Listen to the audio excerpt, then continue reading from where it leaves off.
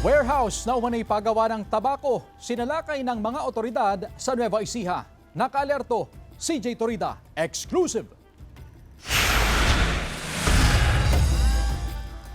Arestado ang 5 lalaki, kabilang ang 4 na Chinese national at isang Pinoy matapos salakayin ng mga otoridad ang isang warehouse sa barangay Hoson, Caranglan, Nueva Ecija mag-aalas 6 ng hapon kahapon. Nakatanggap daw ang PNP ng impormasyon hinggil sa umano'y iligal na operasyon sa paggawa ng sigarilyo. Right now, wala silang may pakitang kaukulang dokumento. Imbestigahan pa po natin at right now meron po tayong mga subject for investigation ng mga 4 na Chinese. Kaduda-duda rin daw ang lokasyon ng warehouse kung saan nakatago sa bulubunduking bahagi ng lugar at malayo sa mga kabahayan. Sa labas pa lamang ng bodega, malalanghap na ang masangsang na amoy kung kaya't kinailangan pang magsuot ng face mask ang mga otoridad. Sa loob, tumambad ang gabundok na pinatuyong dahon ng tabako, mga makina na ginagamit sa pagproseso ng tabako, mga nakalatag sa semento na mga giniling na dahon nito at meron ding mga nakasako na hinihinalang finished product.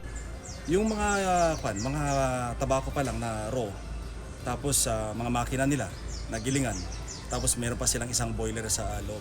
Ito po yung continuous na pan po natin na operation po natin pagdating po sa mga bentahan po ng mga pinagbabawal. Patuloy ang investigasyon ng autoridad sa insidente. Hindi pa matiyak kung magkano ang halaga ng mga nakumpiskang gamit at produkto. Wala pang pahayag ang mga naarestong suspect na nasa kustodiya ng PNP. CJ Torida, One North, Central Luzon.